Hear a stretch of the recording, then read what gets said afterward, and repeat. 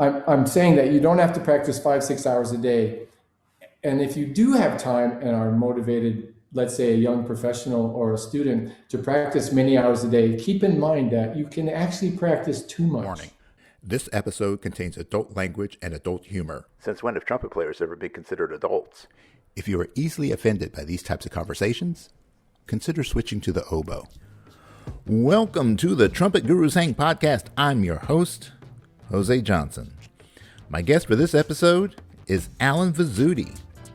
Allen's skills on the trumpet are off the charts, and his sense of humor, well, it's a bit off the wall. Allen is the definition of a world-class artist. His technical mastery of the trumpet continues to amaze audiences across the globe. He's also a prolific composer, an avid educator, the author of the Allen Vizzutti Trumpet Method, and the occasional creator of outrageous videos. So, pour yourself a big glass, pull up a chair, and let the hang begin.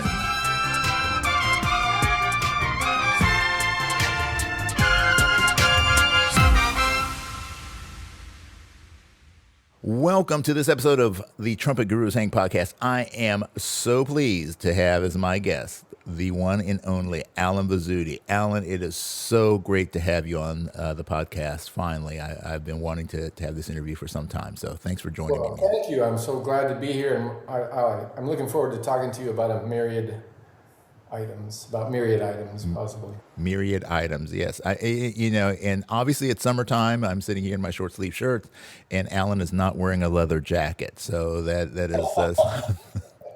is is that kind of like the Pacific Northwest thing? That look. No, not really. I suppose it was some years ago, almost everywhere. The black leather jacket and that sort of thing, was the cool guy thing. But well, ladies too, I suppose. But up here, it's all that outdoor wear, like Patagonia type stuff, and layers. Now today, as you mentioned, this is a summer recording we're hitting the third time or fourth time in the history of Seattle in triple digits. Oh my goodness! Yeah, 109 today. Holy cow! Yeah.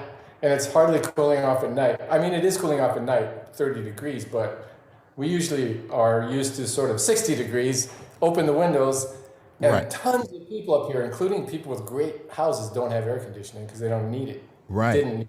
So whatever changed. Yeah. But anyway, so the light-colored shirt, and away we go. Oh, there you go.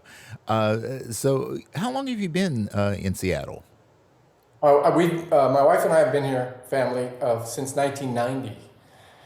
We needed and decided we wanted to move out of Los Angeles because of beginning a family and that sort of thing. My wife's, Laura Vizzutti, her home is in southern Idaho, and we kind of transitioned through there trying to decide which West Coast city we'd like to move to. And a couple years in Idaho, and then we decided on Seattle. Okay. Moved in 90, yeah. We've really enjoyed the mixture of lifestyles, indoor, outdoor, mild weather, lots of scenery, national parks nearby, a good orchestra, a good ballet, a good opera, a kind of a grunge scene, a jazz scene. There's a lot going on here, theater, and good restaurants, We now are quite congested as a city, as many people have discovered us over our time here. Which may be of mild interest to anyone listening. So just to say we've really enjoyed it here and been here 30-some years. Yeah. I love that part of the continent, not just the country, because one of my favorite places is Vancouver. I love going to Vancouver. That's just, it's beautiful. Yes, it is. We really enjoy Vancouver too. So it's a 2 to 2.5 hour drive. And we go up there and spend time. It's different than Seattle. I mean, if you describe the two cities with just general terms, they're harbors, they have a lot of boats, they have this, they have that. You'd kind of think, well, they're similar, but they're not really. Vancouver's a jewel. It's more cosmopolitan feeling to me. Yeah. And it has more, the terrain is very interesting because we are surrounded by mountains and we're on the Puget Sound, but Vancouver is really got close mountains. I mean, Grouse Mountain, which is a big ski mountain, is just right next to the city. And British Columbia is fabulous, so I won't go on about that. But yeah, it's a beautiful part of the world. Yeah, absolutely. So you'd already said that you had moved from Los Angeles to Seattle, and I kind of actually want to start there, which is kind of I would say almost like a midway point in your career. Yeah. And you were tearing it up there in L.A. with the studio scene, and obviously all the other stuff that you were doing. But what really made you think about making that transition? I mean, you said family was a huge thing, but was it a difficult choice to make about leaving the vicinity and the opportunities that were afforded to you there? I would not say it was a difficult decision. I would say that as my life has gone by, I've made a couple of risky decisions and not been too nervous about it. And this was one of them, as far as career goes. Laura and I were not married, but we kind of reconnected after 15 years of having met at the Eastman School of Music. We reconnected in Los Angeles. The reason I met developed it developed into a relationship which ended up being what it is now. And during that time, Laura moved to Southern Idaho before we were seeing each other, but we were not committed to marriage. And my career in LA was pretty busy. I actually has always wanted to and continued to take solo gigs, whether it was playing with a great orchestra or whether it was playing with a high school band. And when I book, this is pertinent because when you book those gigs, it may be a year in advance or more, and the studio calls come in very short notice. So I would miss some pretty big studio calls, movies and things like that, because I was going to play at a high school in Kansas. But I really want to pursue that and keep growing if I could in that direction. So as a result, even though I really loved playing in LA, the A team there is remarkable. And some of your listeners may not realize that when you go to the movies and you hear a great acoustic film score, or at least partially acoustic film score, that music is sight read and performed in very short period of time. One or two times through, you read it, make sure the notes are right and it's working with the film. You play it down a couple of times, you move on to the next section of the movie. They're called cues, the music cues. And a lot of people don't realize that level of playing that goes on. When that's sight read, it's mind blowing. So when you as a player get to fit into a group like that and play with that level, it's sparkling and fantastic. However, it is a craft when you play in the studios for other people. Your personality is rarely wanted in terms of style of playing. There's a lot of similarity to the dates in terms of, not the process, of course, which makes it comfortable, but the music can be, a lot of brass players describe the top call kind of studio calls as 90% boring and 10% terrifying. So it depends on the style of action of the movie or the TV that's going on. So I don't want to get off into the weeds too much, but for instance, when I first went there, cop shows were really big. And that had a lot of trumpet in it, a lot of action, a lot of car chases, all that sort of thing. Chips comes to mind, that old California show. We played 8 a.m, we're playing high F sharps and all this kind of stuff because that's what was written. Then drama TV. This is before reality, but the situation dramas and the rom-coms came along. Very little music. Seinfeld's a great example. A gazillion-dollar show, but there's no music in it. Between takes is a bass, and that's it. And so, however that was recorded, and it was recorded every season by one guy who was hired to do it, they recorded the whole season in one session, right? Right. So the craft part of it started to bother me a little bit, that I was eager to, it sounds a little lofty, but to continue on to the artist part, to be an artist, to play music that was my personality and to continue to write and things like that. And as I said, I was combining those two things. Now, if you add the element of family, we got married and started a family, then we realized that I had loved to be in Los Angeles. Now, admittedly, I know a lot of people don't care for it that much. It's a lot of traffic and crowds, and it's so spread out. But it's fabulous in a lot of ways, too. It's not quite as colorful as Northern California, but you get my drift. Right. But to raise a family there is a challenge, and millions, literally, of people do it, and they do great.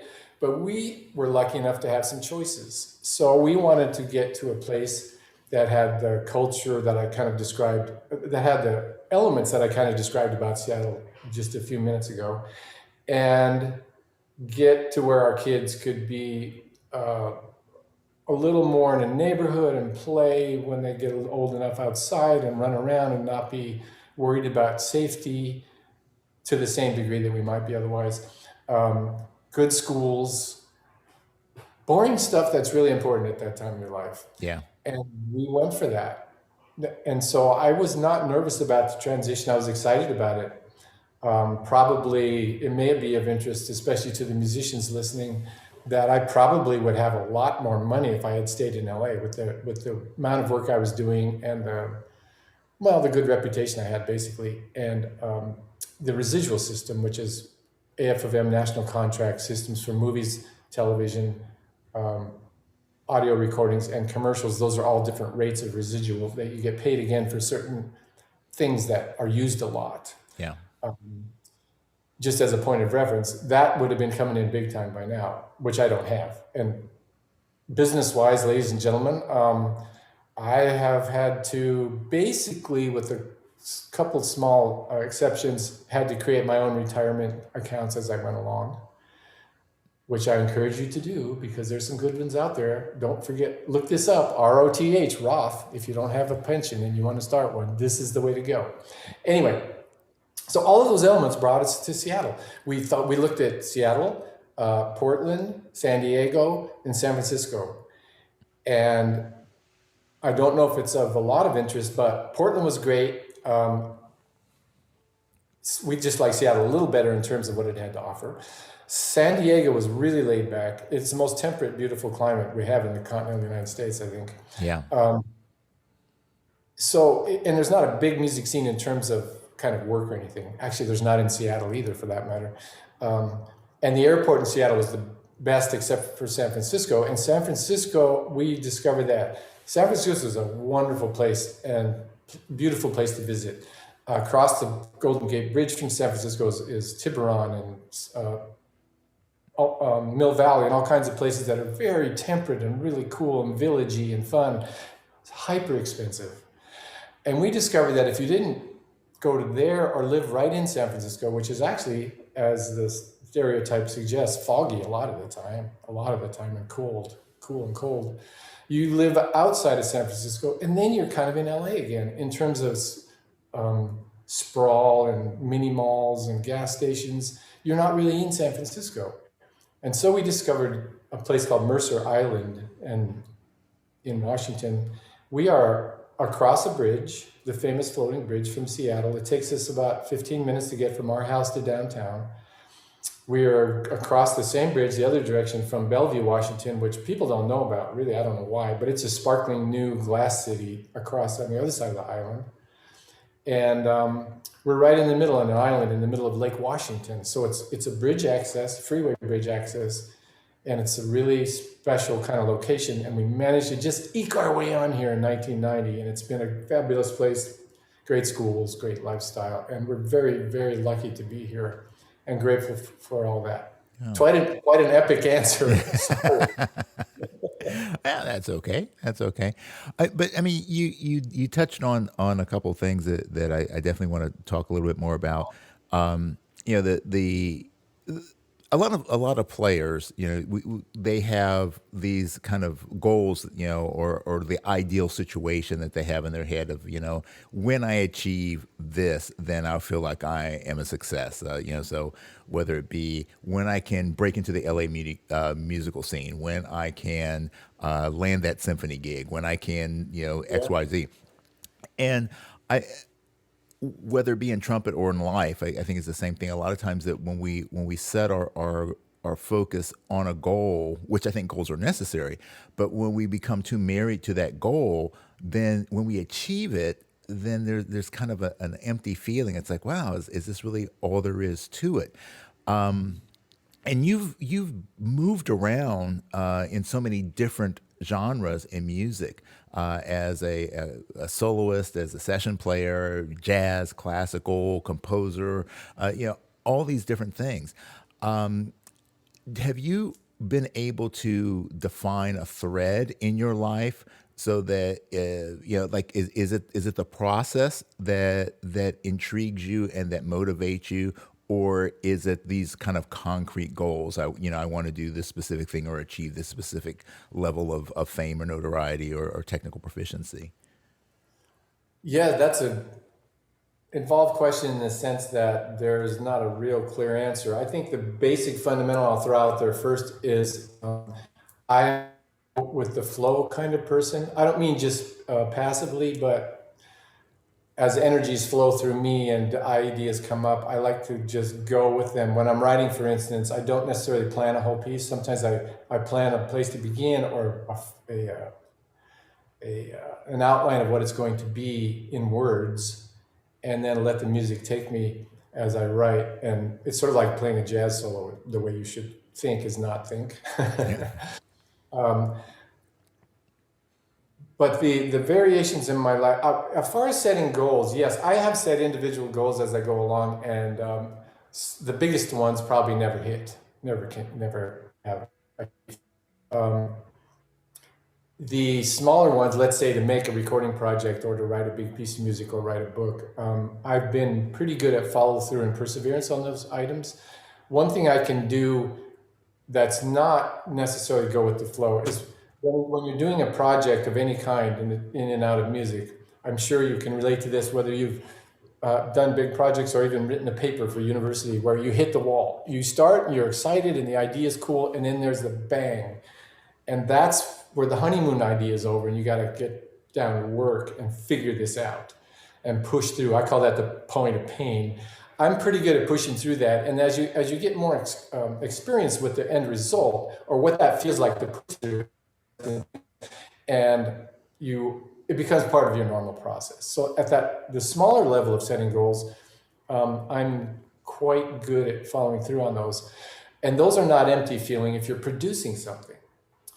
And when I play as an artist, it generally makes me feel good to go out and create and play, whether you're creating an interpretation of a piece or playing on the jazz side of things. And that motivates me in a sort of subconscious way. There's a pleasure part of it that's not just it's not just hedonistic or selfish. It's a motivating energy and kind of an important aspect that you should acknowledge and recognize. I always wished I had had a shot at a Grammy, for instance, as a specific example of a goal I never even came close to. Now I know the Grammys are political, and there's a lot of politics that goes on and things like that. Way more now even then, but back when we had releases of CDs and before that LPs, it was a little more literal about your record being on charts or not in newspapers and on Billboard and radio and records publications and things like that, and Downbeat and whatnot. That's a magazine. That was a time when things were a little more literal. Now with streaming and all that stuff, it's even more nebulous. Like, how does anybody know what's going on except for the people who study all the data and metadata, right? So I had hoped that I'd had a shot at that and never figured out how to even get on the list for voting, because I do feel in the past, you can like my recordings or not. You can think they're sort of not jazz, not classical, whatever they are. I think there was some things there, particularly a classical one I made with the Budapest Radio Orchestra, trumpet solos of my composition with symphony orchestra, that had a shot at being recognized. I notice that once in a while, but I can't say it bugs me every day. Yeah. I just think once in a while, it would have been nice to experience that. But one final thing is, I've experienced too, when I have gotten some awards, however minor or however flattering, it doesn't really lift me up that much. It's very short-lived. As far as how it makes you feel, it's a wonderful thing to have in your resume and to know that you're acknowledged. That's huge. I mean, it's a validation, right? Right. If you didn't get validation from your parents, you can be a very damaged person. But if your dad or mom said good job once in a while, you could be a very enabled and enthusiastic person. So, but the award type validation and feedback for me is very short lived as far as the feeling of it goes. Yeah. Yeah.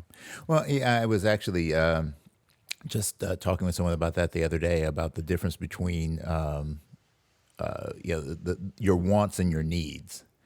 Yeah. And a lot of times, the way I look at it is the things that you need are the things that feed your soul, and the things that you want are the things that feed your ego.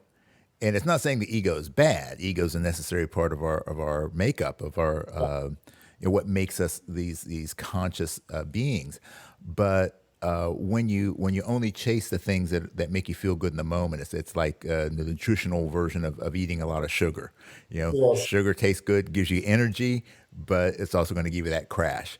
And the things that are more nourishing for us in the long term, maybe aren't the best tasting things, but hey, they're going to provide us what we need for the long haul. So I think that the problem that a lot of people have is they don't have that kind of balanced diet. If you never feed your ego, when your ego is kind of crushed down, then it's hard for you to find that juice to get going and to push yourself.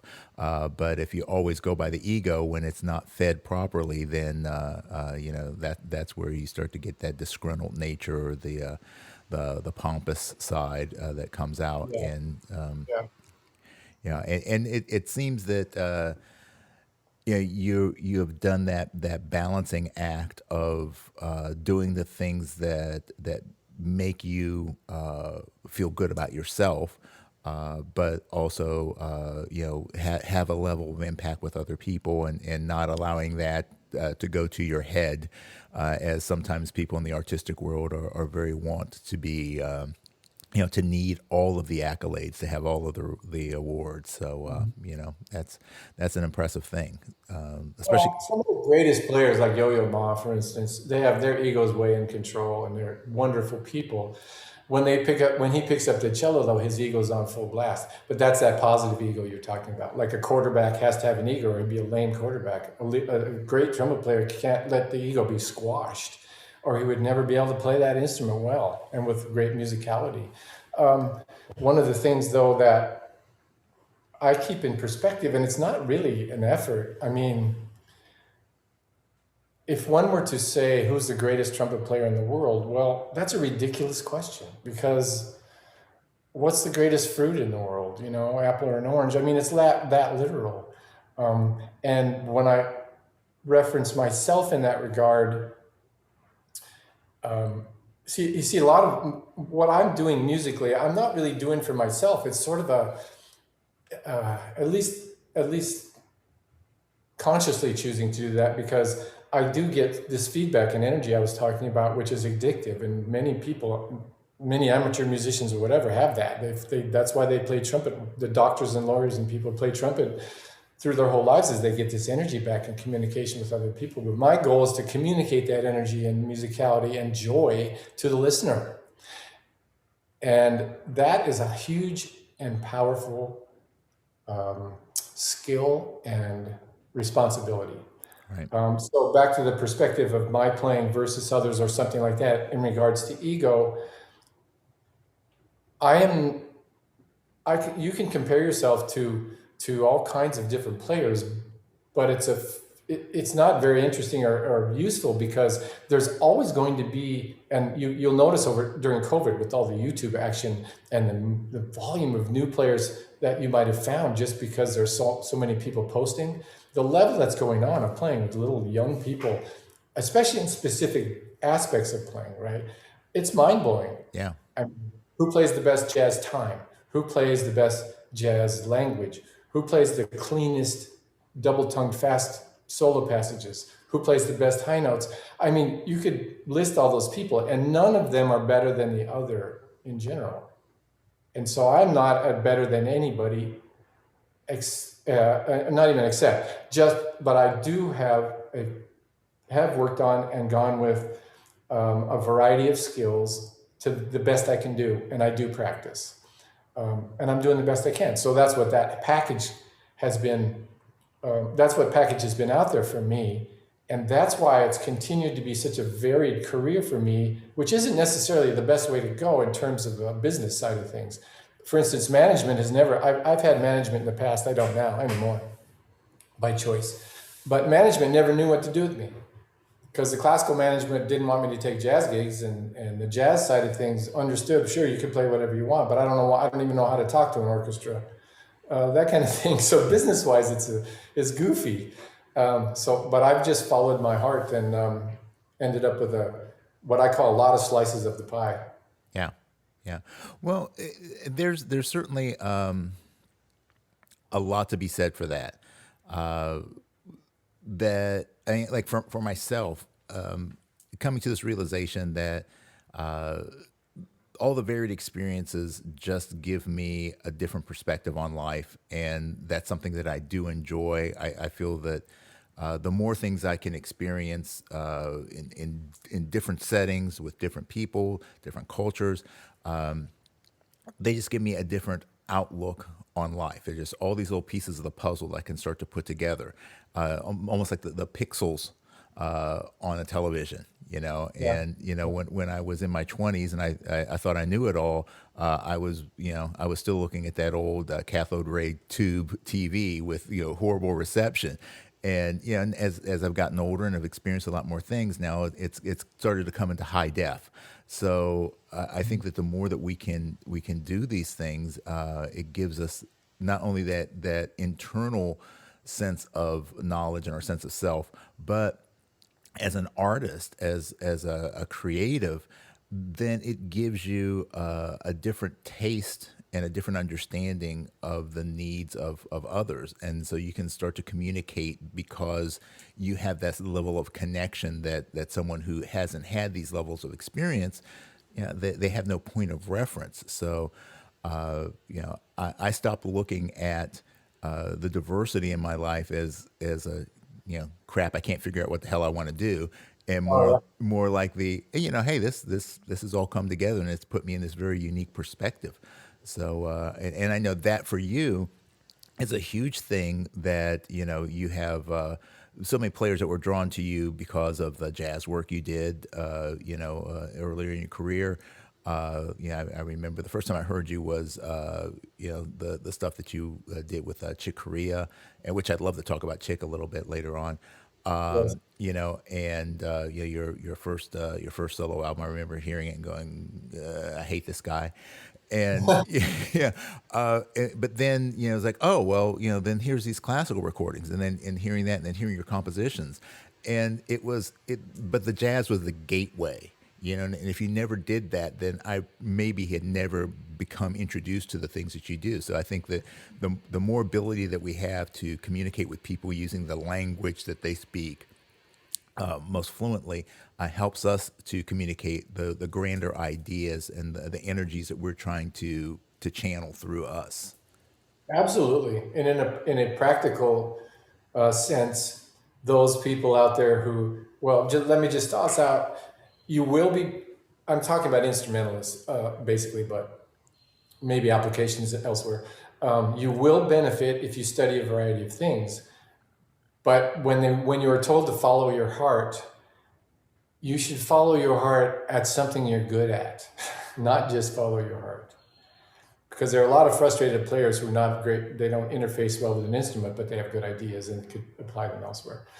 I think that's really important. And the idea that you study variety of things helps you to be a more better all-around person, musician, and instrumentalist. Therefore, have more opportunities come your way and to be able to create more. Yeah.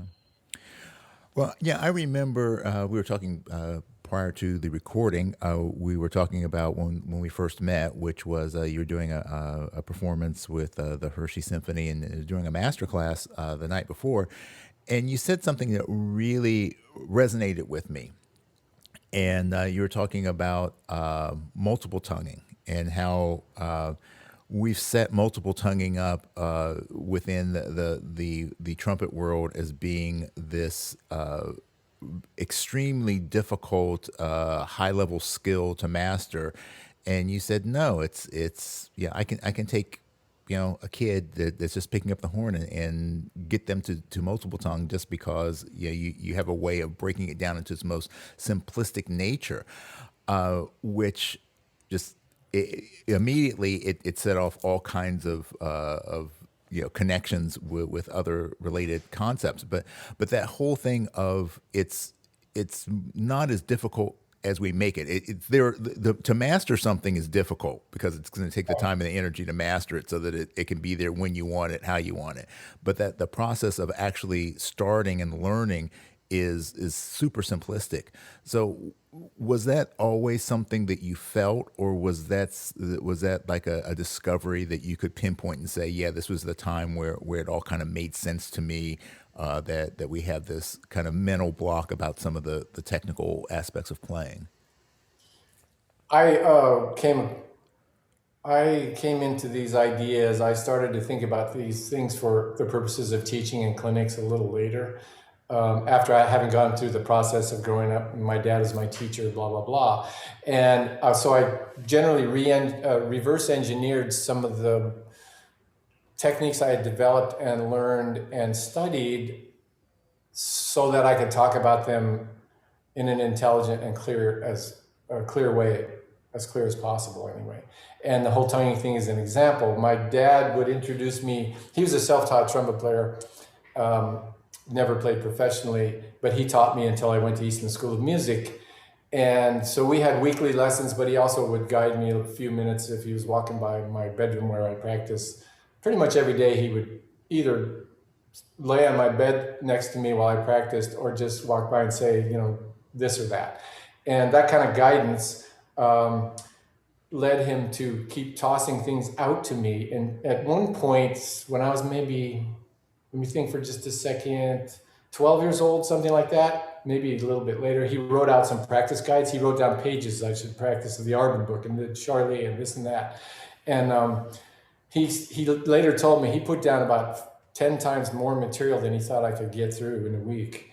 And I would plow through this stuff. Now, that doesn't mean that I mastered it or anything, but I never, because he was an authority figure and could play pretty well himself, I never thought that there was anything the least bit silly or not or crazy about the idea of just going through this list. Here it was, my dad, who is the head of the house and teaches us all things and that, and my mom too, said to do it. So I'm going to do it. And that was the challenge. And if he had just said, well, don't practice multiple tonguing until you can play high C or you're in high school because it's very difficult, that would have been terrible. Right. And so those kind of reverse engineered ideas led me to discover and to think about the idea of not, if a player begins and has a good setup and you're able to get them to blow through the instrument in a steady, relaxed, and very kind of energetic way, great support, great core sound is a key element. Then before you learn to practice a lot of bad habits, you can get a lot of stuff in there. Perhaps interesting observation, the Arban book has A above the staff written on the second page. This is supposed to be a complete guide to the cornet, right? Mm-hmm. Well, you think Arban thought that was a high note in terms of what young players should be able to do? I think that you probably could teach a young player in a very short period of time to play above the staff. We do have some good systems. Well, we do have some good ideas about how to teach beginners, but some of them also are, we're teaching them to not succeed in certain ways. Like when an artist, or let's say an art teacher tells a kid who's a brilliant artist in the second grade, if you've ever seen kids' art at a school, it's all, you could frame everything. Yeah. Then they tell the kid, well, I'm not saying they actually do this, but if it happens, the teacher might say, well, the sky is blue and trees are green. Okay, you just ruined him. Yeah. Right? As far as art goes. Right. Unless they're a free thinker. But anyway, that's kind of reverse engineering idea contributed to what I wrote in my books. And as a teacher clinician, and I do some Zoom teaching, a lot of one-off things, and I'm open to that for any of your listeners too. Vizzutti.com, you can get my contact info.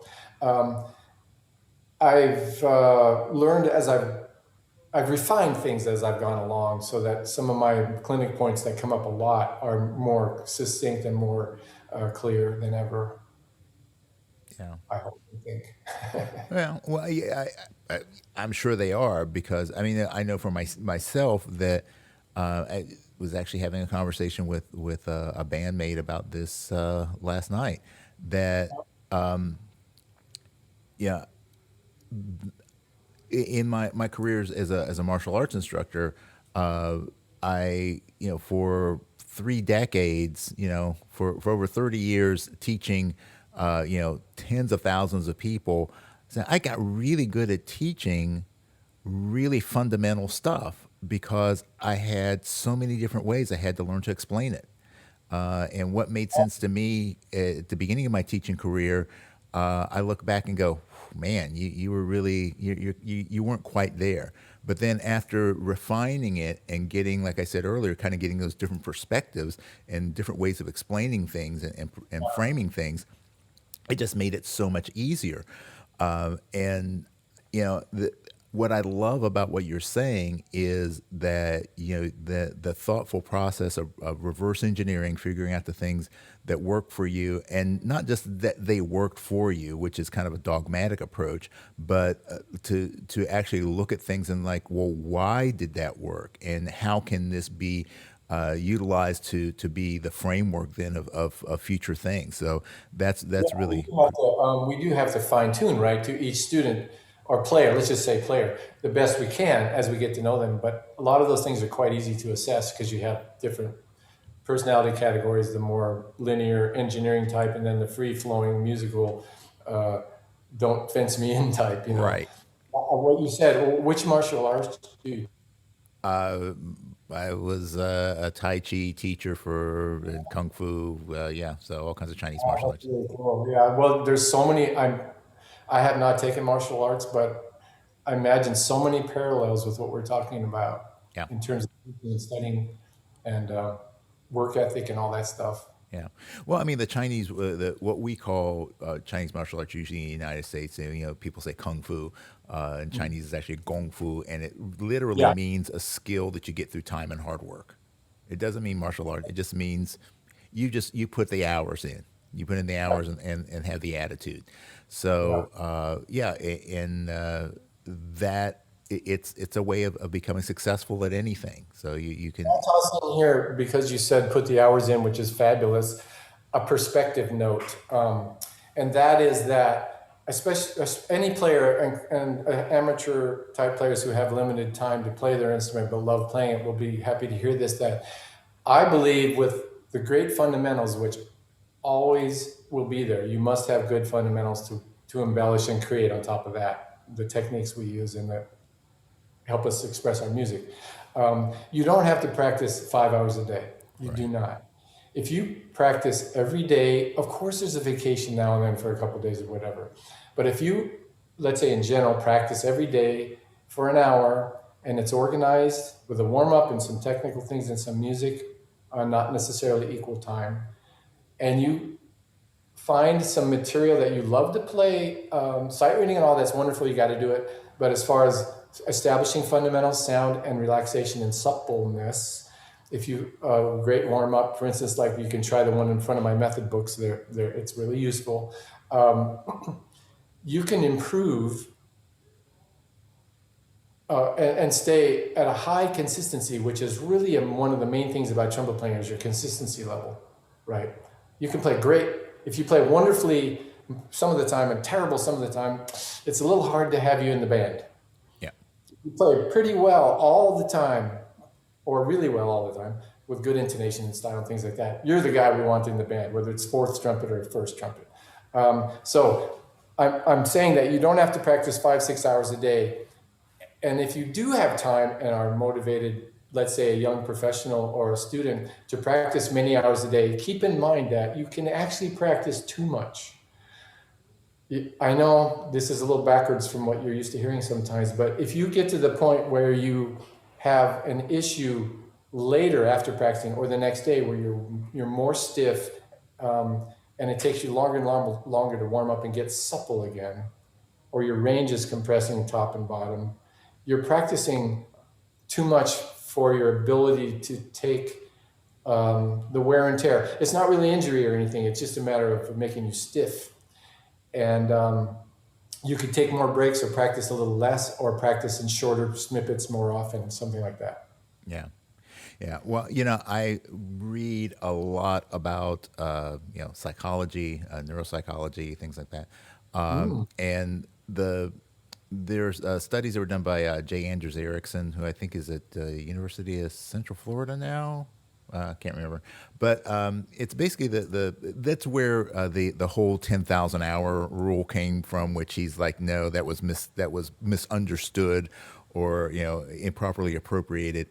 But it's that idea that it takes time and it takes a specific type of practice, which he calls dedicated practice or deliberate practice, to make achievement. And while that 10,000 hours became kind of that was kind of like an easy to point to number, it's like, well, it depends on the complexity of the task at hand, and if there were already skill sets or attributes that supported that skill, that maybe someone could take less time because they had already some level of skills that would facilitate that.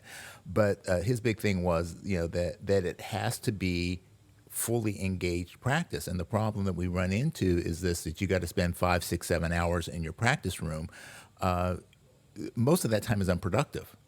Uh-huh. Oh, You're not being present. So it's that idea of it's better to practice 6 times a day for 10 minutes where you're just completely engaged than it is to sit down and practice an hour, of which 50 minutes of that was almost wasted time. I think the warm up is really important. If you have a organized warm up of course, it can have variations to it, but say fundamentally the elements in your warm up are organized, and you have it doesn't have to be a specific routine, but I have a routine of types of thing that I do. That vary harmonically and whatever. That helps focus you. You can use that to focus yourself on a daily basis. When you don't feel like practicing because it's a beautiful summer day and everybody's recreating in the backyard and you didn't practice yet, if you find your way to your basement where you practice and you sit down and say, I'll do my warm up, that can pull you in. And then your discipline does have to kick in.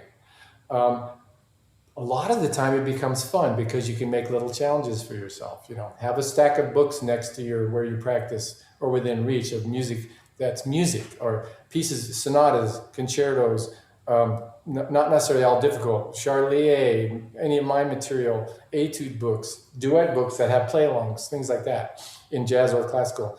Then it becomes fun and you are mentally focused. And that's what those moments when you look and go, wow, it's been an hour already. No wonder I'm getting a little bit tired or feel some stiffness or whatever, or just feel like I've been playing hard. Whoa, I haven't taken many breaks, that kind of thing. Yeah. That can be really huge. I will say though, at the very minimal, if when I'm on the road, for instance, I may go somewhere that's a real long trip, 18, 20, 24-hour kind of trip, and get somewhere and have an evening rehearsal or the next morning rehearsal with an orchestra or something like that, or with a pianist to run a whole program before a concert, I've got to play.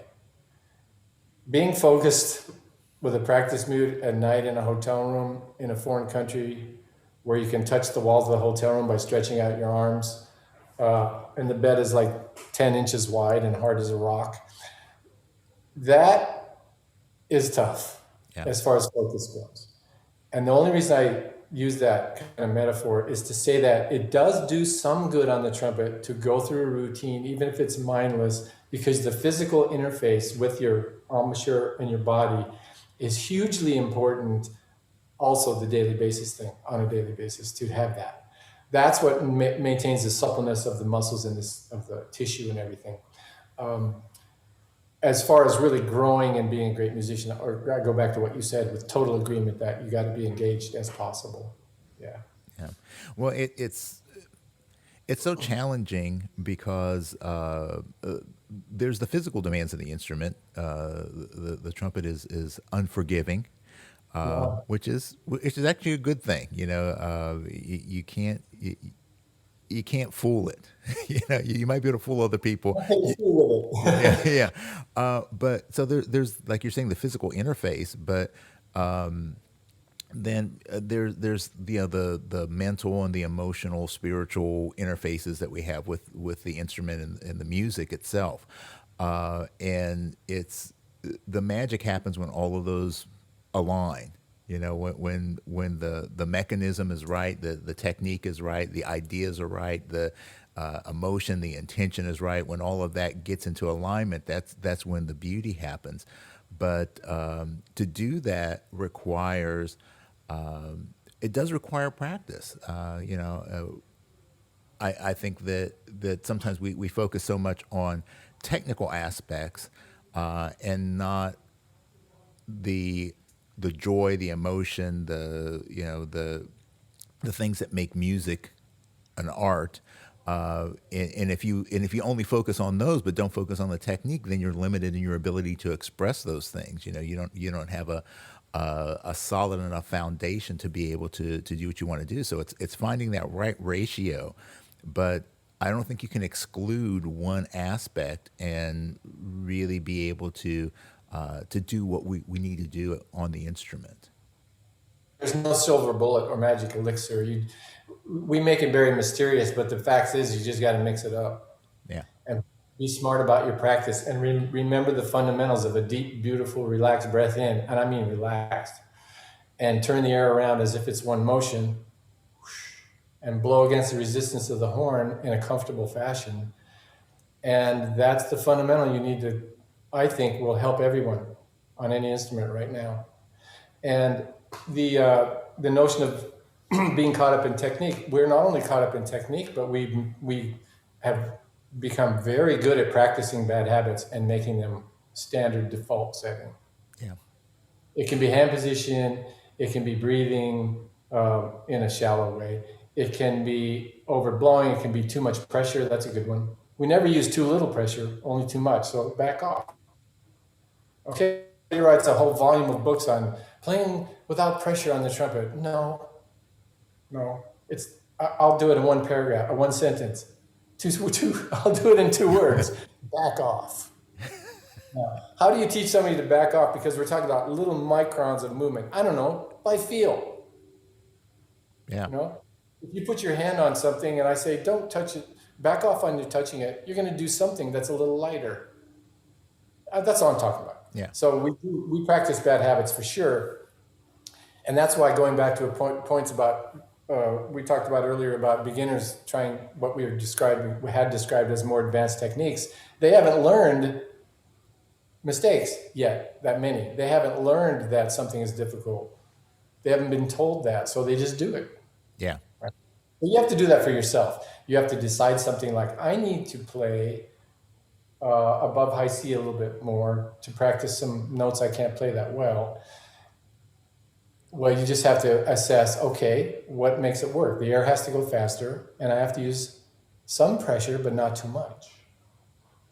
Okay, I just legitimized pressure against mouthpiece on lip pressure. Oops, but it's true, it's there.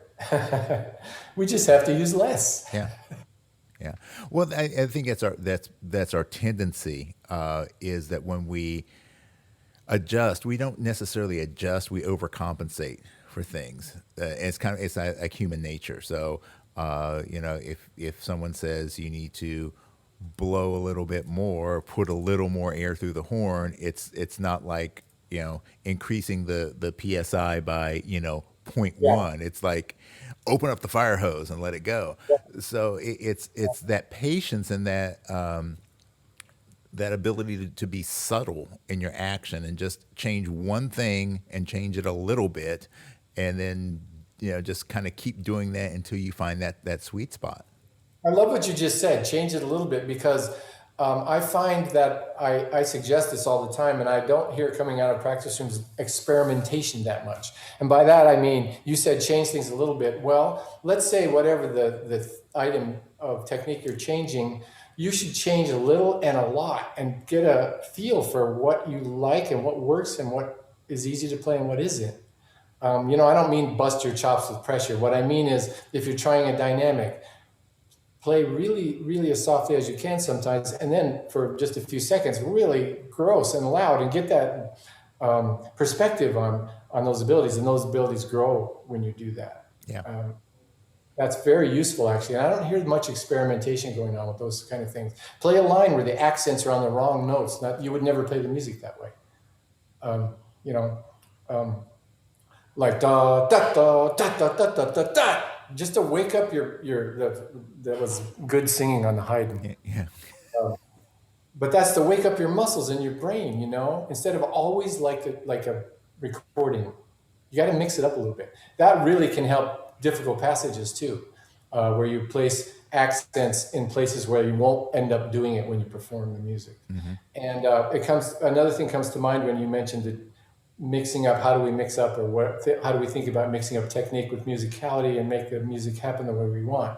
I have discovered, we of course we do need to practice, as you and I have alluded to already, all these sort of elements. One thing I've had good success with on myself, so it's not a mystery, and with teaching, is when you are having a situation with a passage of music that it's just not going the way you want, or you repetitively make mistakes or something, endeavor to make the next pass on it as musical as possible. Think about the beauty and the shape. And allow yourself to make mistakes. Now, this is another, in the old school, that would be, taboo. We don't want, the inner game and the psychology you were talking about with neuroscience and all that. If you allow yourself to make mistakes, you make fewer mistakes. If you worry about making mistakes, you make more mistakes. Yeah. In general, that's a very big generalization from a non-scientist. But when you think musically about something, the tendency is to get carried away with the beauty of the phrase and allow yourself to play at a high level of what your capability is. Yeah. Yeah. That's great. That is beautiful. That's music to my ears. So, and I think that if there's one takeaway I got from this little discussion so far has been that I need to get T-shirts that say Allen Vizzutti says back off.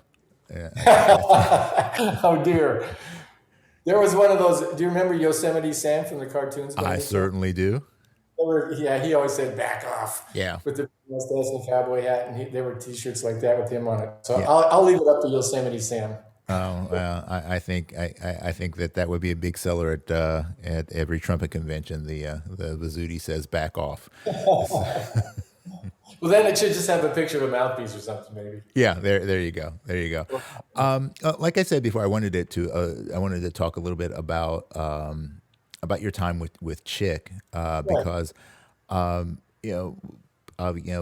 we just lost him recently, and I think that he was certainly one of those transcendent musicians. He did so many amazing things, and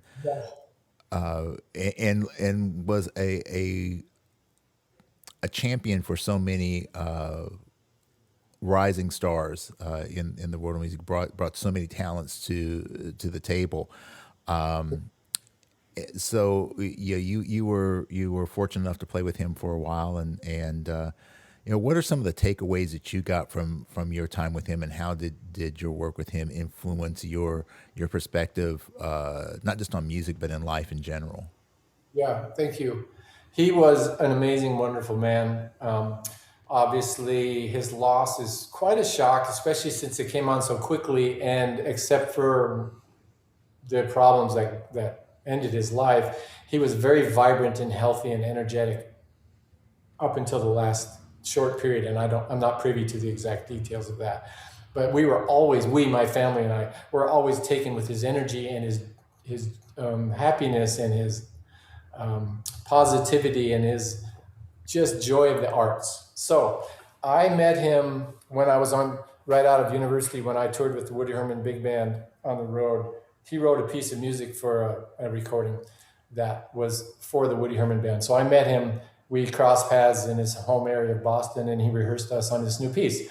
And that's where I met him, and he first heard me. Then some time, about a year and a half later, I was asked to join his band. Recommendation, but he also knew who I was, so that things converged, and I joined a band of his that was 4 brass, 4 strings, and the rhythm section players. And we toured 3 months out of the United States. And during that period, I had only 1 or 2 solos in the evening. It was all playing section parts. It was his music from Spanish Heart and Mad Hatter, and then New Things also that we recorded later. And then after that period, there were some tours that I really was able to make with him. It was just a thrill of a lifetime to play in a sextet with him, 1 trumpet, and the requisite soloing and difficult charts and the rhythm, all that, which was a very big challenge and a huge education for me. Chick, as a person, also was very open, so I got to know him, and he would invite me to do some projects. We both were in LA at his house. He'd call me in the middle of the night, say, "Can you come over and record this part for me?" Things like that. And that interaction led to some personal moments and just spending time on the road together, where we talked about things. And he was a person who said there can't be enough artists in the world. The world needs more artists. When you improvise, just play what you like.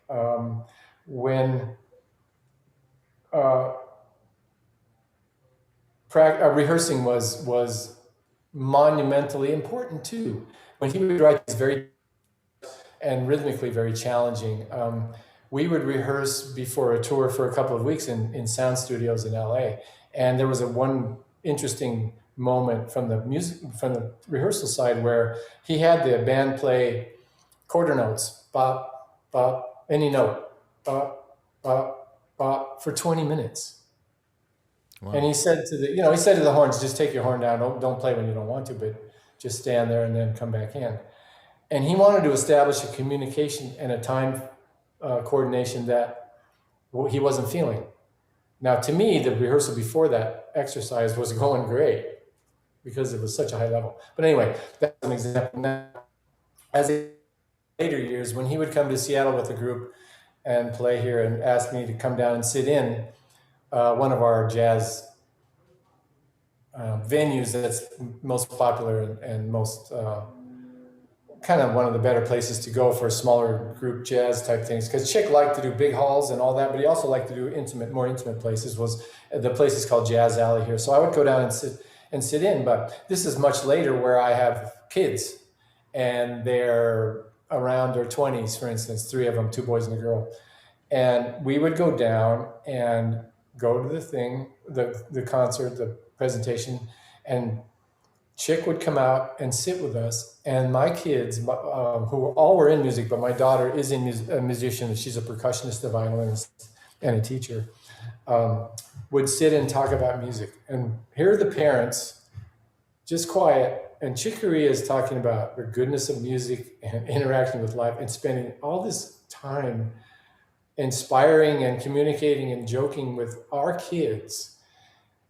And just to watch the delight in their eyes. And then there was one point, for instance, at Jazz Alley where this was going on, and the stage manager came over and kind of tapped Chick on the shoulder, because it was between shows, and he said, "Mr. Corea, could we please start? We're 5 minutes late." "Oh yeah, sure." And he just goes up on stage and bam, burn it out. And there were so many moments. I played at Chick's wedding, actually. He asked me to play the wedding to Gail Moran in LA, and I wrote a piccolo piece and played it. This was a very low-key thing, very low-key, just a few friends. And it was the loss of him on earth was one of the things that's hit me, one of the losses that hit me harder than I expected, not just because, there are many, many people who had a more intimate and more long-term and more frequent interaction with him than me. But one thing I noticed in the what do you call those accolades that come in, on the internet and all the comments and I'm not thinking of the word, but when they're all saying experiences and thoughts for everyone and good wishes and all that. One of the things that was pervasive through all of those postings was how personal each person felt. It was like he was best friends and mentor and a counselor and a musician friend of all of these people. Every one of them felt the same thing. Yeah. That is amazing. And I'm not surprised, having known him. The other thing I would just like to add, because I know I get a little long-winded, is to me, I call him the Mozart of jazz. Not to his face, but because that wasn't necessary at all, because he would just scoff and say, whatever. But with people, when I'm describing his abilities, when I was in the room with him playing, I am a pretty accomplished musician, and I felt like a beginner, both musically and somewhat technically, in certain aspects of jazz. Not in a bad way, but just a realization like, okay, this is a level of genius that you don't experience much. Mm-hmm. And his compositions, I know he left a pile of unplayed compositions this high, for sure, because he was just cranking stuff out all the time. His creativity was a full-on faucet. And his personality was like that, actually. He could overdo eating, he could overdo not partying. He had that under control, because as a young man, when he played with Miles Davis, he realized that if he got into the partying direction and some of the, things that are chemical or whatever, he was not going to do well. Yeah. He realized that early and kept that all under control and never got involved with any of that stuff.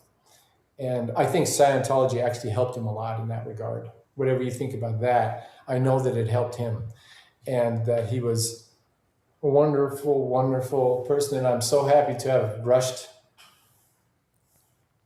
shoulders with him in my lifetime. Yeah. Yeah. Well, it's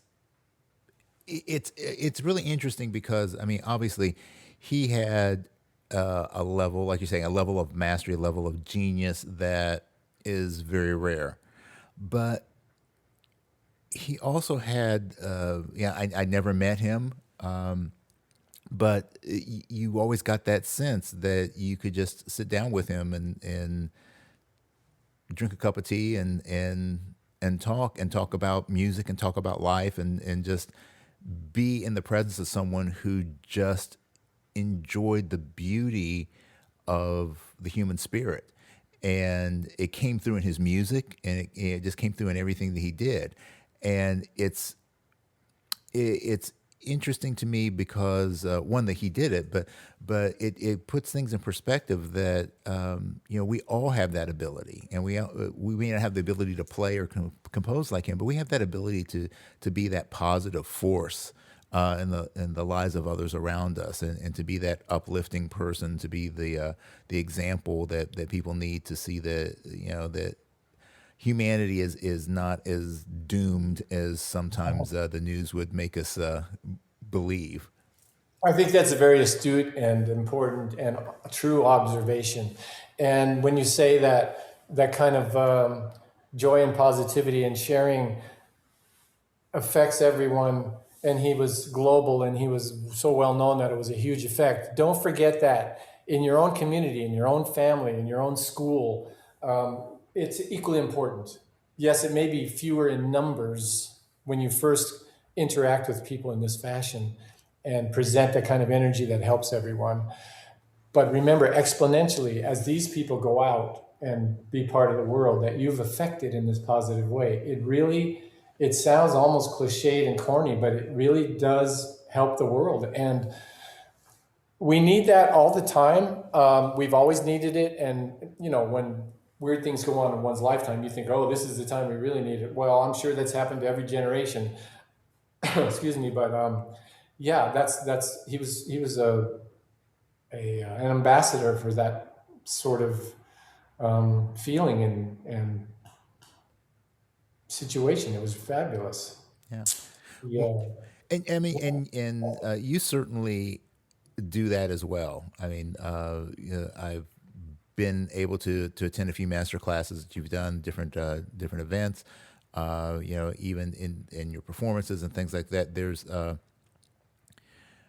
that sense that that you're using music as the method to communicate with others and to share the things that are important to you with them, and to, at the end of the day, just kind of make life a little bit better for everyone. Your vehicle is your music. You have other people, maybe it's their dance. Football player. At the end of the day, it's all about doing something, that knowing that you have others that are their lives are hopefully going to be a little better because of what you can bring to the table.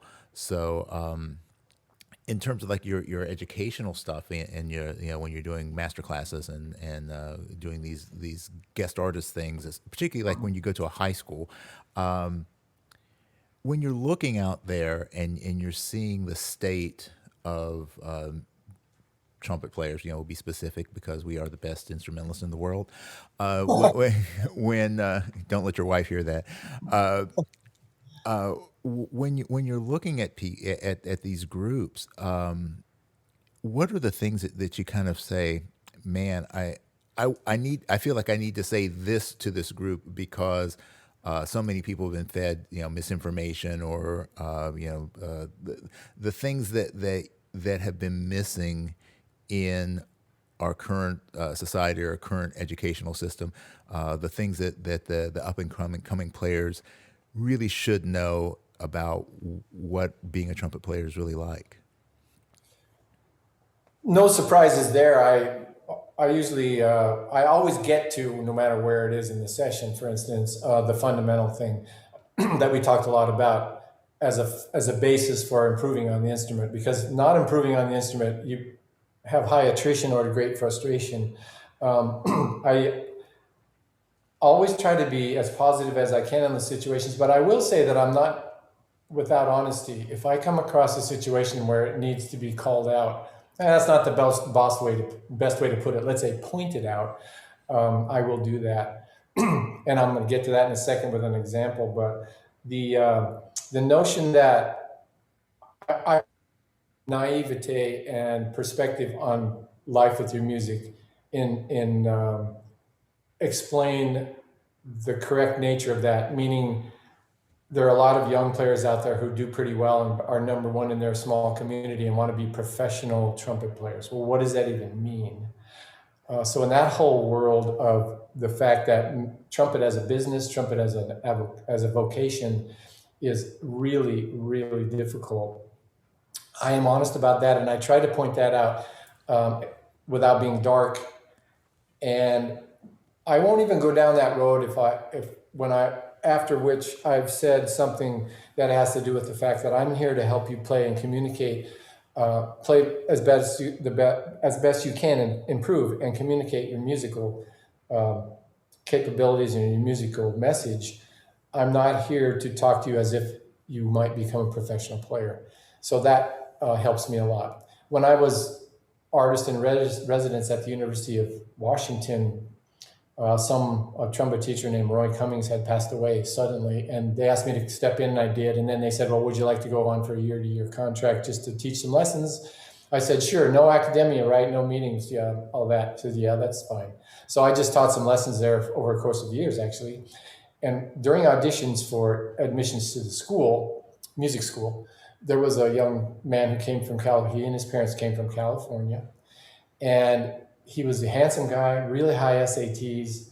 The University of Washington is no slouch school, even though it's a state school. They have fabulous medicine and technologies, brain. There's so many fabulous world-class areas in the University of Washington. The music is a little bit of an uncle in the attic, or a child that is a little neglected, unfortunately, for a school that's 40,000 people. But anyway, auditions. And so the family shows up, and the kid came in, handsome dude, brand new Bach instrument, whatever.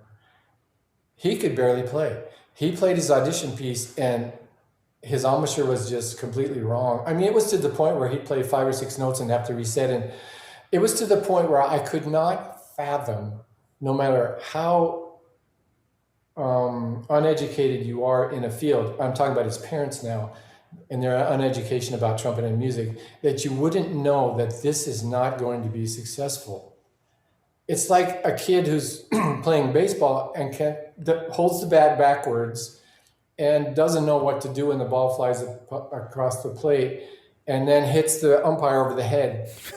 I mean, it was that. So I had to take him out because we were on a committee there. There were a few people. I went out, which was unusual, after his short audition, and I talked to the parents and I said, he not only won't get in, he cannot play the trumpet. He's not competitive. And I don't mean to be harsh, but you're going to waste your money if he comes to music school. There's no future in this.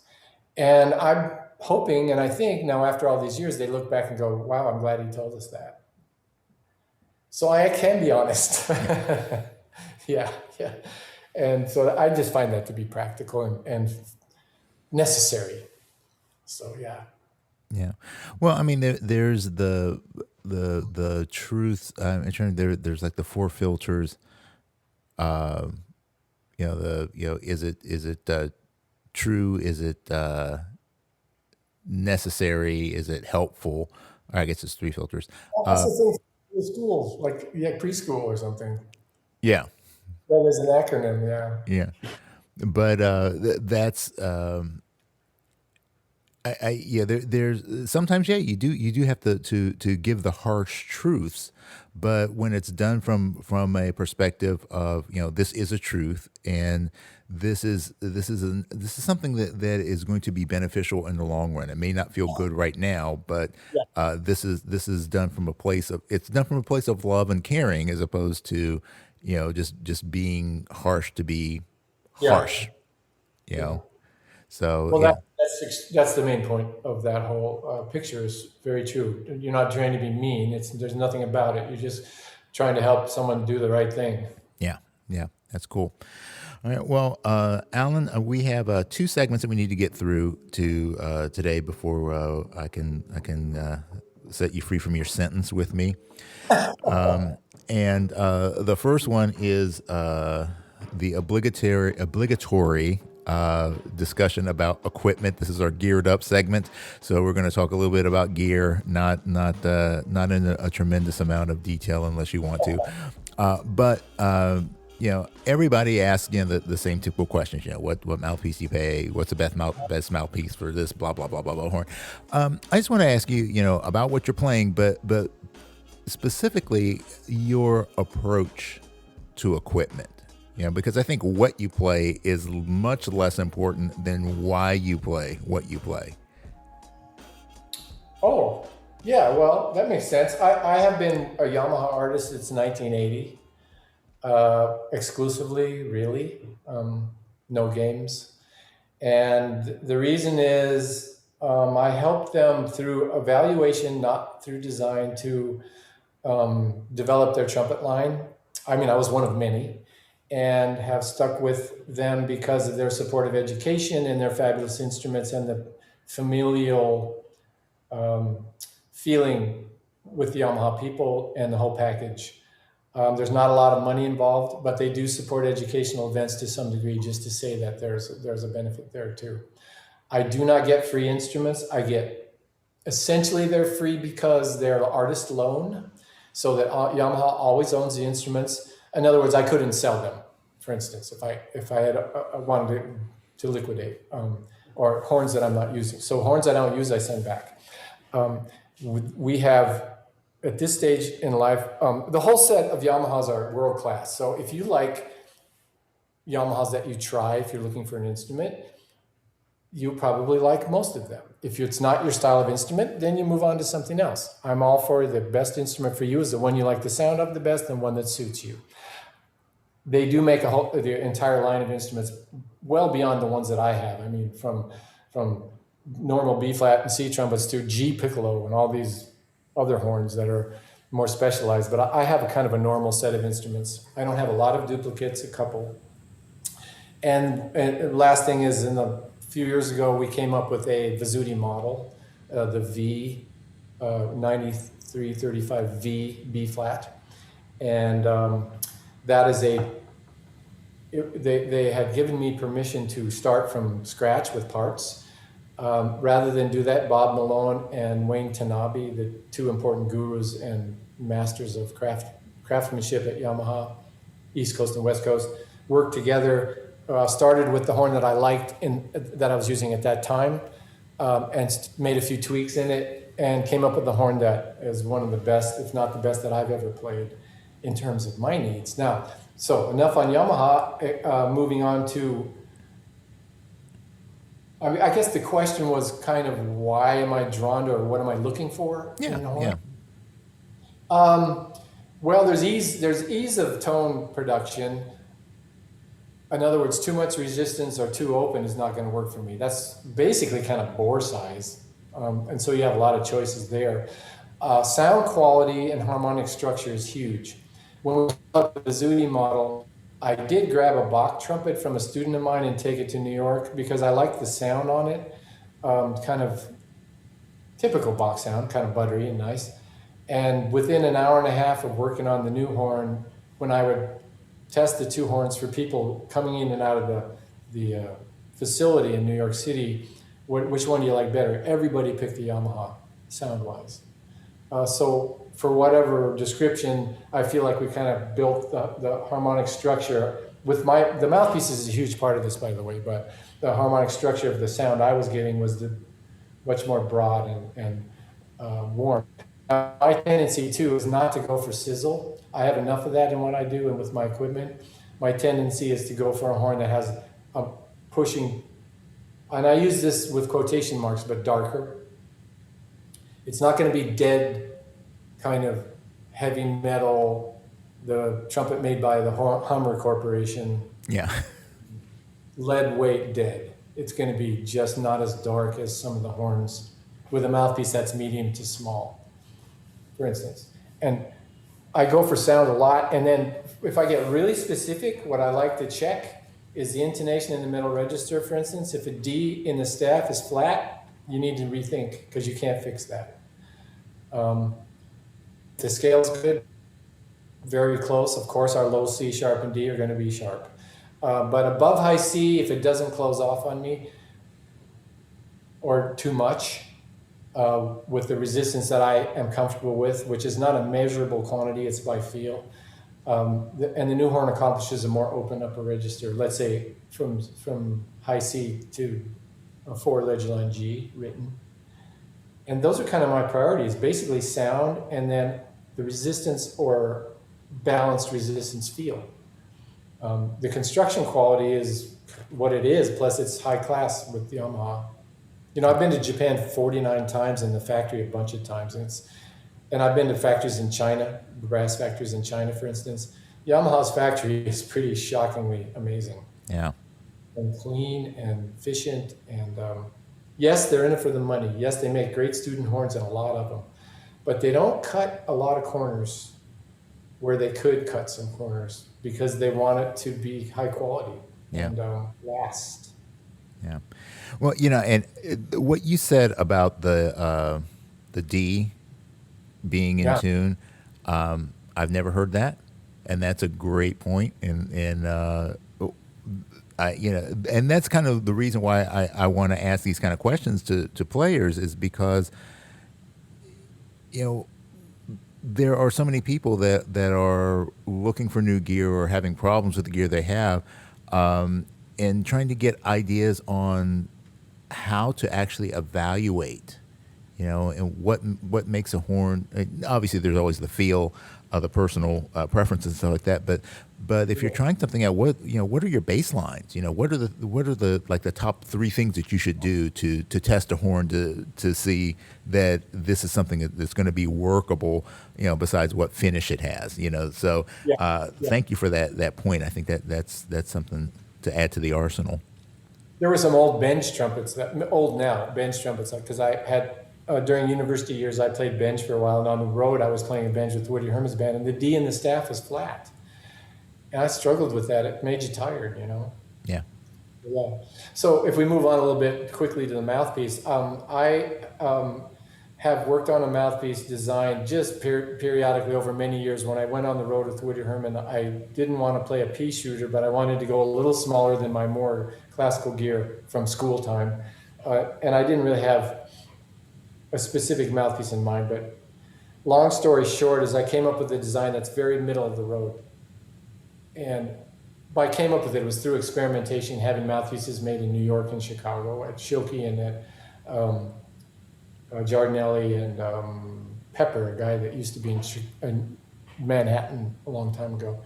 Just having them make stuff and try them, and most of them just ended up in a box somewhere, not useful for me. And then when I found something that was sort of, the diameter is halfway between a Bach 3 and a 5, so Bach doesn't make a 4, but it would be like a 4.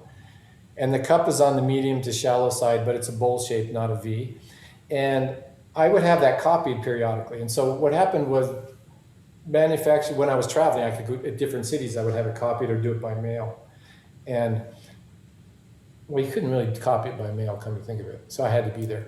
And sometimes the mouthpiece played a little easier. I didn't know why, but they had different, each manufacturer had different tools, different blanks, different shapes on the outside, different, Right. There was the Jet Tone and the Schilke and the Bach and the Bob Reeves. They all were shaped differently. Joe Marcinkiewicz, et cetera, et cetera. And they played differently. And I would just switch immediately to the one that worked best. Now, this wasn't very often. This is months or years apart. And it led me to a Yamaha mouthpiece that I could play now and be happy to play now. And it's for sale. Just if you ever need a point of reference and a friend has one, you can see what it's about. It's a little small for a lot of people, but for some reason I can play smaller mouthpieces a little more classically than some other people. I do struggle with big mouthpieces and think that a lot of time they're too inefficient for everyone. The 1 1/4 C is not really a great mouthpiece for most people, I don't think. I just say that to say that I do have struggled with those mouthpieces, and the sound that I get is not beautiful either. So I'm somewhere in the middle there. And I play Peter Pickett mouthpieces now. He took my Yamaha mouthpiece and copied it, and whatever difference is, it's a little easier to play for me. As I mentioned, the mouthpiece by Yamaha is still out there and for sale, and if you got one, don't worry about it. It's a really nice mouthpiece, and I'm not saying that the Pickett one would be better, but for me, it was a little easier to play. Now, when I say easier, basically I'm talking above high C. When you test a mouthpiece, check your range, whatever your range is. Let's just use high C as an example. If it's comfortable playing from your low F sharp to your high C, I don't mean in one scale necessarily, but as far as resistance and the mouthpiece speaking, and you like the sound, that's a great mouthpiece for you. It's a great starting point. One other sentence, get the right, use the, you need, let me restate that. You need the right sound for the job. So you're gonna have to have a balance between the sound that you love and the most playing that you do. Yeah. If you like really dark bebop, foo-foo, smoky blue room sound, it's probably not gonna work on first trumpet in an orchestra or first trumpet in a big band or in a salsa band. Logic and intelligence and, reason there. Get the right sound for the job and follow your heart there too. Yeah, well, those are certainly great tips. The sound the sound has to drive it. So yeah, definitely. And don't forget, the people don't care what your gear is. They care what you sound like, and they care if they had enjoyment and were moved emotionally. That's all they care about. Yeah, the only people that seem to care about it are the other trumpet players. Yeah. Yeah, and they're certainly not paying your bills. So. Well, as a side note, for players who wonder, I do switch mouthpieces for some sounds sometimes. I do switch horns a little bit for, say, playing bebop versus some other sort of big band situation where I'm out in front at a college, university, or something like that. I do switch sometimes for certain pieces, usually not too much. In recitals, I switch a lot, instruments and just a couple of mouthpieces. I don't have that many, but for the sound. And for the right characteristic for the music. Yeah. Well, as close as you can get. Yeah. Well, I don't know where that came from. It's almost like this kind of macho thing of I use one horn and one mouthpiece to do everything, and I use the biggest gear possible, and Yeah, that's really old school. I don't know what that's about either. I mean, I can see the challenge of trying to be a hero of some kind, but yeah, I'm a little baffled by that myself. yeah. Well, Alan says it's okay, and to back off. Alan says it's okay and to back off. Okay, so we've got that. We've got that cleared. So let's get to our final segment here, and this is brought to us by our good friends at Robinson's Remedies, and this is our rapid fire round. And Alan, these are a series of questions that cover a variety of topics. Not all of them are trumpet related, and we just want to get your best and quickest response to these questions. And I didn't know this was coming. Oh, dear. there's always a test. All right, here we go. Rapid fire round with Mr. Allen Vizzutti. First question to you, Alan, is who's the biggest influence on your life that is not a trumpet player? Jeff Tyzik. No, Jeff's a trumpet player. What are you talking about, man? Oh, well, he's retired. My dad. You're down. Okay. What is your favorite book? Angle of Repose by Robert Stegner. Okay. What's the worst movie you've ever seen? Eyes Wide Shut. Ooh. Did you have your eyes wide open for that movie?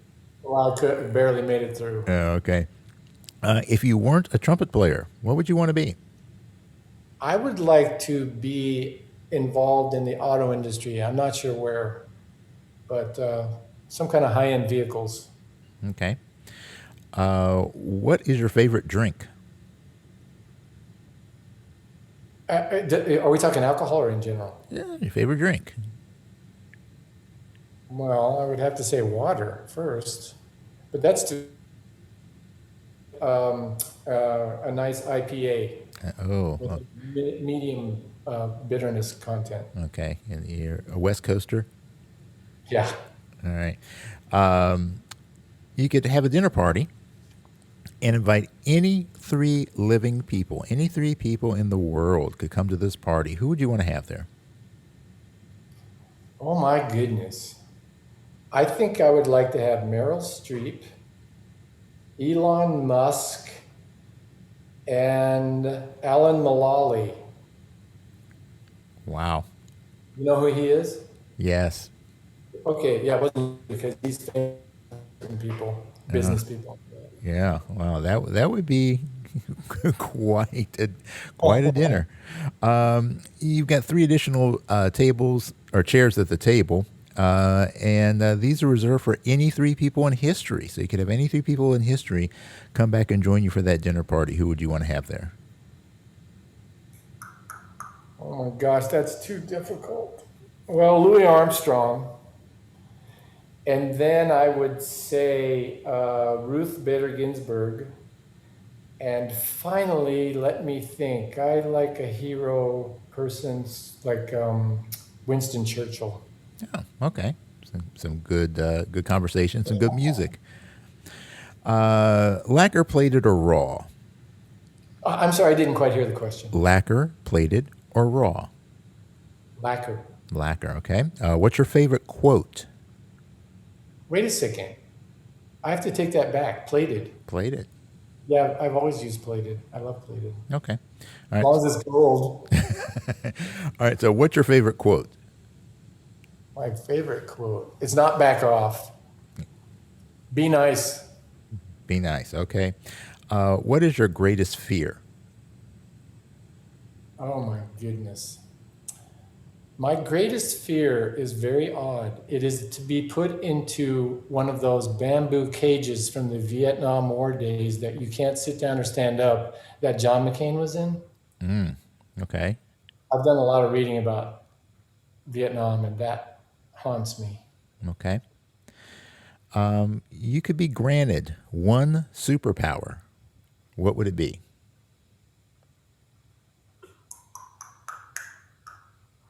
Superpower. I don't know. I think it would be to heal disease. Okay. What aspect of trumpet playing do you feel is the most overrated? High notes. Okay. And what aspect do you feel is the most underrated? Great jazz soloing. Okay. You can go back in time and give your younger self one piece of advice about music. What would it be?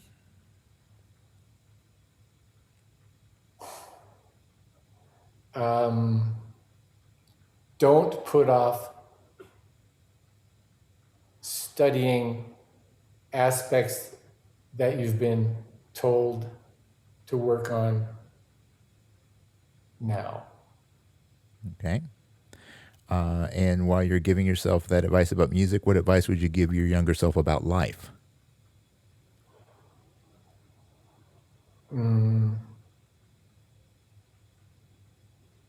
Think about what others are saying and feeling a little more. Okay. And final question for you, Mr. Vizzutti. What do you want your legacy to be? Well, I would just legacy would feel good if it were something like an overall appreciation and understanding of the package of material that I've tossed out into the universe as far as music goes, such that it could be around a little while. Composition would be a big part of that. Okay. All right. Well, I certainly thank you for our time together today. You've definitely been a musical hero of mine for a number of years. I won't get into how many years because that would make us both seem to be really old, and that's not a good thing. Yeah. But no, it's been great chatting with you, man. And the thing that's always inspired me about you, more so than just your technical prowess, and your command of the instrument, has just been your spirit comes through in everything that you do. And having a chance to talk with you a few times, that's everything that I thought that you would be as a person, you're actually 10 steps ahead of that. So I really appreciate. Thank you for those kind words, and thanks for having me on. I've enjoyed it, and I hope wish you a lot of success with your continuing podcasting career and beyond. Well, thank you, my friend. We'll have to get you back for an episode in the future. Maybe we'll have an all Yamaha hang. I need to get Wayne and I need to get both Waynes, Bergeron and Tanabe on. So that would be a good one.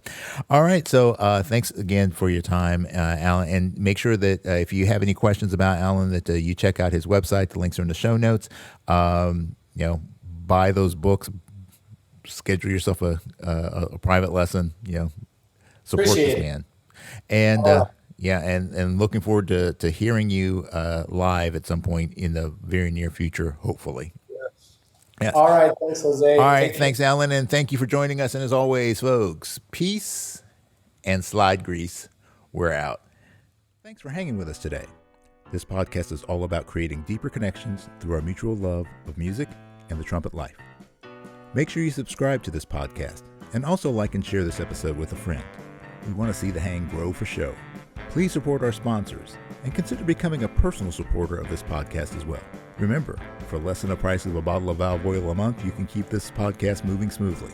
The Trumpet Gurus Hang is recorded at the Candy Factory, a co-working space and social club located in Lancaster, Pennsylvania. Jose Johnson is the executive producer. Post-production editing is by Mitch Bowers. Our opening theme song was composed and performed by Lexi Signor, and our closing theme music comes courtesy of The Greatest Funeral Ever. Incidental music is by Ethan Swayze and Jose Johnson. Graphic design by Ann Kirby of the Sweet Core. The Trumpet Gurus Hang podcast is produced in collaboration with the So Good Lancaster Media Group.